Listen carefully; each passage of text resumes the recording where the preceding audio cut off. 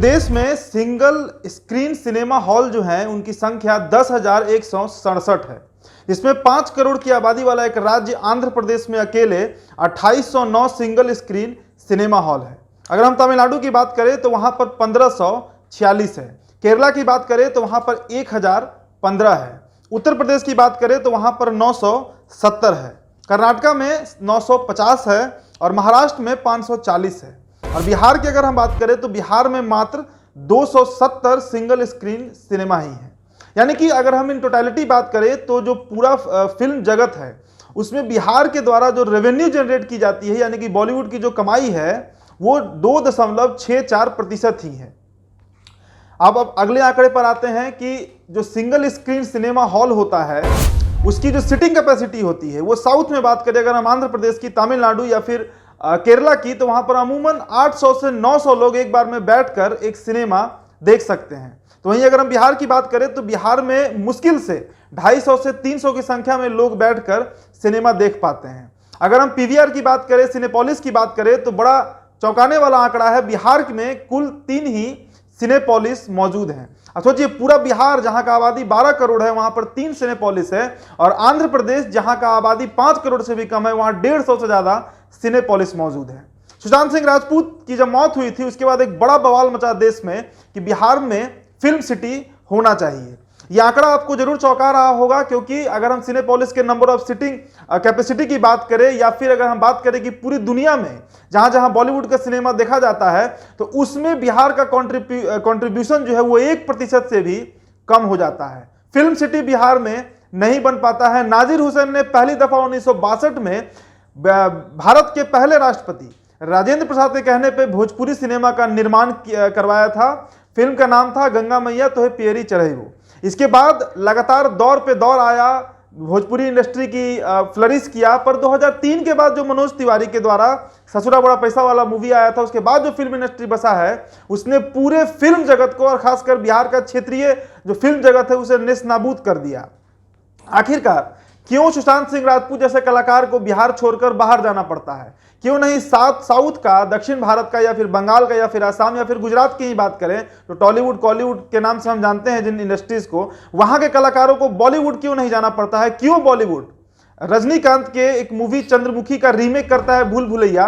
अक्षय कुमार की एक मूवी आ रही है जिसका नाम लक्ष्मी बॉम्ब है, जो कि साउथ के कंचना मूवी से कॉपी किया गया है। साउथ का दर्जनों फिल्म ऐसा है जिसे कॉपी करके बॉलीवुड आज अपना रोजी रोटी चला रहा है।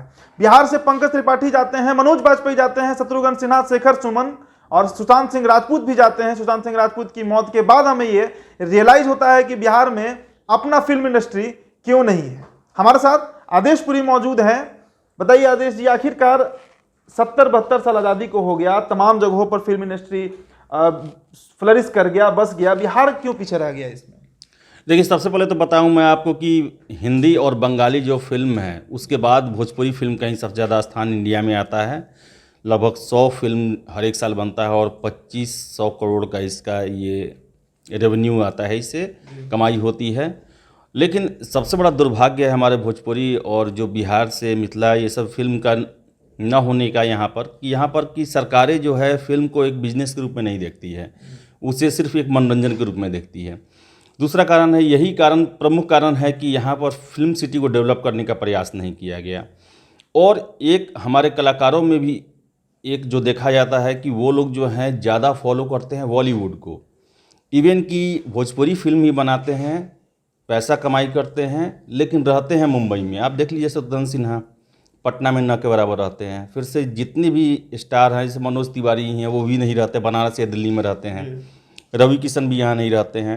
तो ये लोग यहाँ रहते नहीं है, इस कारण से इसे डेवलप नहीं करते हैं। देखिए कितना दुर्भाग्य है कि बिहार की बेस्ट फिल्म है, आपने गंगा जल देखा होगा, अपहरण देखा होगा, सुपर 30 देखा होगा, इन सब का शूटिंग होता है मध्य प्रदेश में और राजस्थान में।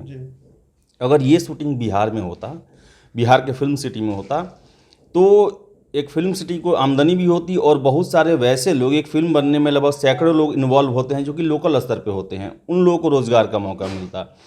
फिर से अगर हम फिल्म सिटी बनाते तो दूसरे जो और हैं, जैसे बंगाली फिल्म है, असमिया है, फिर से आपको उड़ीसा साइड में सब में जो रीजनल जो फिल्म बनते हैं उसके लिए वो लोग यहाँ आ सकते हैं, ना कि रामोजी सिटी या जो गोरेगांव में है मुंबई में वहाँ पे जाएं।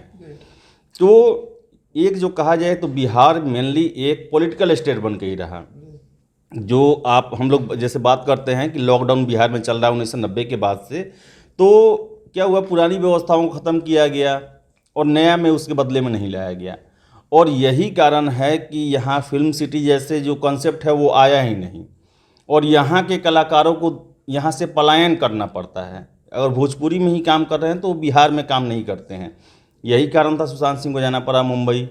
अगर बिहार में हम डेवलप करते हैं, भोजपुरी अगर कॉन्सेप्ट को आगे ले जाते, तो उनको बॉम्बे जाने की ज़रूरत नहीं था। वो उनको प्रसिद्धि और पैसा यहाँ से ही मिल सकता है। ऐसे देखिए, तेलुगु फिल्म देखिए, आपने रजनीकांत का बात किया, तो रजनीकांत या जितने भी तेलुगु स्टार हैं वो सबसे ज़्यादा प्रायोरिटी अपने रीजनल फिल्म्स को देते हैं, क्योंकि उनसे उनको पैसा, नाम, शोहरत सब कुछ मिल जाता है। उसके बाद कुछ स्पेशल फिल्म करने के लिए वो जाते हैं बॉलीवुड या कहीं हॉलीवुड जाते हैं। लेकिन बिहार में पहला जो भी यहाँ का रहता है उसका टारगेट रहता है बॉलीवुड जाना। हमने पवन सिंह के बारे में, फिर से रवि किशन देखिए, ये लोग जितना लोग है पहले भोजपुरी में आया फिर वहाँ चला गया। प्रयास हुआ बिहार में 2005 में सबसे पहले शत्रुघ्न सिन्हा ने इसके लिए प्रयास किया कि बिहार में बॉलीवुड फिल्म सिटी बने। फिर प्रकाश झा भी ने प्रयास किया, और अभी जो है जगह अलॉट कर दिया गया है आपको। राजगीर में 20 एकड़ में बनेगा ये, और ये जो सुशांत सिंह राजपूत के नाम पर इसको करने की बात चल रही है। सवाल है कि 1962 में जब राजेंद्र प्रसाद एक तरह से कहीं रिटायर हो जाते हैं अपने पद से, राष्ट्रपति पद छोड़ देते हैं, सदाकत आश्रम में वो रह रहे थे, तो उनकी बड़ी लालसा थी कि 1948 में एक बॉलीवुड की फिल्म आई थी जिसमें महेंद्र मिश्र की ठुमरी बड़ी हिट हुई थी। तो उन्हें बड़ा इस बात का दर्द था, भोजपुरी भाषी थे राजेंद्र प्रसाद, कि मेरे भोजपुरी में सिनेमा क्यों नहीं बनता। उन्होंने टेलीफोन पर नाजिर हुसैन को बुलाया, सिनेमा बनवाया, सिनेमा चला भी, एक दौर भी आया भोजपुरी सिनेमा का। चूक उसके बाद कहाँ हो गई, राजेंद्र प्रसाद रहे नहीं, भोजपुरी फिल्म चली भी, तो आखिरकार चूक कहाँ हुई, किस स्तर पर हुई? सरकार के स्तर पर हुई, कलाकारों के स्तर पर हुई, या फिर यहाँ के लोगों ने यहाँ के सिनेमा को एक्सेप्ट नहीं किया? कहाँ भूल कहाँ हुई? देखिए, भूल तो सभी जगह हुई हैं, जो जितने अभी कलाकार बताएं, सरकार बताएं और दर्शक भी। एक दुर्भाग्य हमारे भोजपुरी का कि भोजपुरी फिल्म ऐसा भी हो गया है जिसे बिहार का जो इलाइट और बुद्धिजीवी वर्ग नहीं देखना चाहता है, क्योंकि उसमें जैसी भाषा का प्रयोग किया जाता है, जैसे एक जो कहा जाता है फिल्म जो है समाज का आईना होता है, तो वो बिहार का आईना नहीं है वो, क्योंकि उसमें ऐसे गाने चलते हैं, ऐसे एक तरह से हम कहें तो छिछोरापन दिखाया जाता है, जो कि खुद बिहारी को शर्म आता है वो फिल्म देखकर कहीं बाहर में ही। और आप देखिए तो बिहारी जो यहाँ का फिल्म है वो गांव और बाहर मजदूरी करने वाले लोगों तक ही सिमट के रह गया है वो। तो इसमें जो है कि जो भी कलाकार थे, जो बिहार के अच्छे कलाकार थे, उन्होंने बॉलीवुड का राह अपनाया और भोजपुरी सिनेमा को छोड़ दिया वैसे लोगों के लिए जो पहले नाच में और ऑर्केस्ट्रा का काम किया तो आखिरकार मान एग्जाम्पल हम लेते हैं पंकज त्रिपाठी का, मनोज बाजपेयी का, अच्छे कलाकार हैं, मंझे हुए कलाकार हैं। जब सरकार के द्वारा इन्हें सपोर्ट नहीं मिल रहा है, इन्हें बिहार में प्रोड्यूसर नहीं मिल रहा है जो पैसा लगाए इन पर, कोई अच्छा सिनेमा बनाए, तो इनकी भी तो मजबूरी हो जाती है ना यहाँ से प्लान करना। वही तो मैं कह रहा हूँ ना कि देखिए, कुछ होते हैं प्रयास जो कि अपने बेसिस पर भी किए जाते हैं। शत्रुघ्न सिन्हा ने बहुत लेट से प्रयास किया, 2005 में प्रयास किया, जबकि वो 70 और 80 के बहुत सुपरस्टार हुआ करते थे। उसके बाद से बिहार की कुछ पॉलिटिकल और लॉ एंड ऑर्डर का भी प्रॉब्लम ऐसे रहा 1990 के बाद से, खासकर जब रंगदारी और यहाँ पर एक तरह से कहें तो ऑर्गेनाइज्ड क्राइम पूरे जिले को जकड़ रखा था। तो इस कारण तो यहाँ पैसे लगाने वाले बिहार को छोड़ के जाने लगे।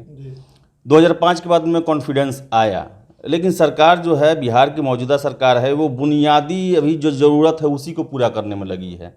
देखिए, जब आप भी तो फेलियर ही है, सबसे ज़्यादा शिक्षा में भी तो पलायन यहीं के छात्र करते हैं, बेरोजगारी यहीं पर है, स्वास्थ्य में सबसे निचले स्तर पर बिहार है, हर क्षेत्र में तो सभी पिछड़ा हुआ बिहार है। दावा करते हैं वो कि हम ऐसा किए हैं बुनियादी ये, लेकिन अब यही तो ग्राउंड रियलिटी है ना कि आप उसमें भी अच्छा नहीं कर पाए।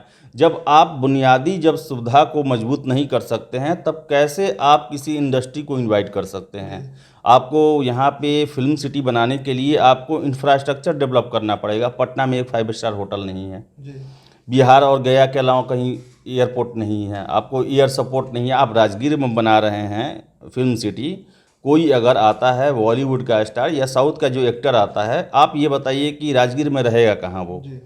पटना से जो राजगीर का रास्ता है वो भी जाने में 3-4 घंटा लगता है, जाम लगता है बीच में बिहार शरीफ में।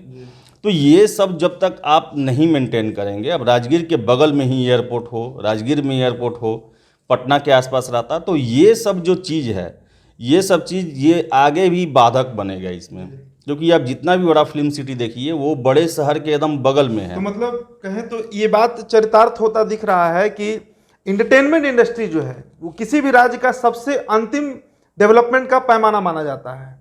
किसी को भी मनोरंजन जो है वो भरा हुआ पेट और एक अच्छे छत के नीचे ही कोई सिनेमा देख सकता है। तो मतलब बिहार अभी भी उसी बुनियादी लड़ाई से गुजर रहा है जो कि 60 के दशक में 50 के दशक में मतलब गुजरता था बिहार।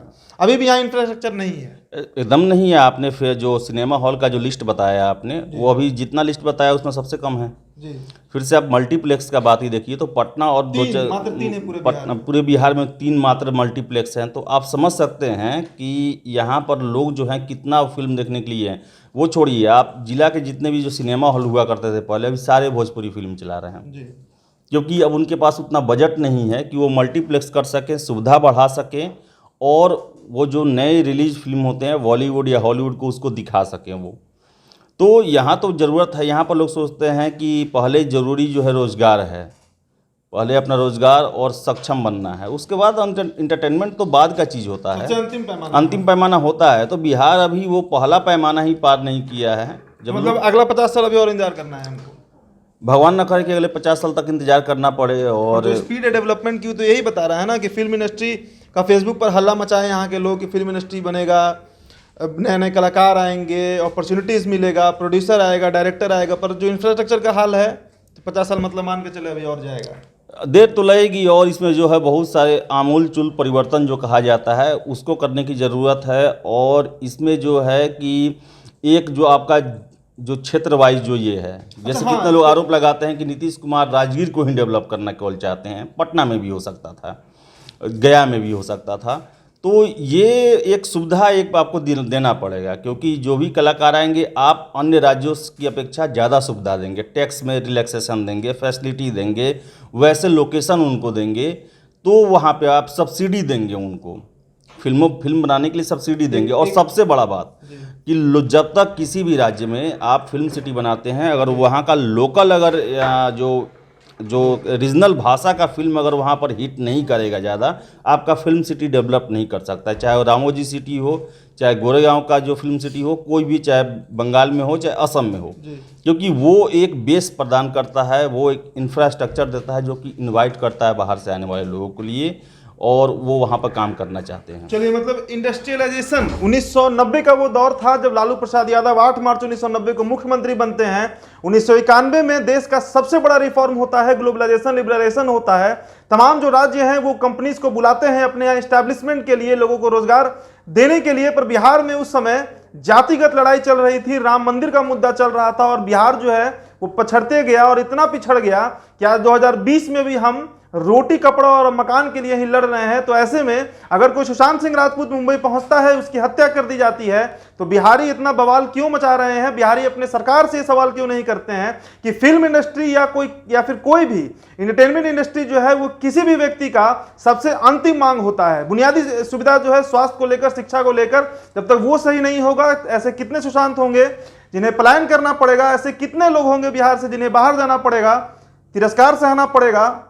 और वही हश्र होगा जो हमारे एक चहेते कलाकार सुशांत सिंह राजपूत का हुआ। बने रहिएगा एचएस बिहार के साथ, चैनल को सब्सक्राइब कर लीजिएगा। वीडियो अगर आप फेसबुक पर देख रहे हैं तो हमारे पेज को लाइक और फॉलो करिएगा।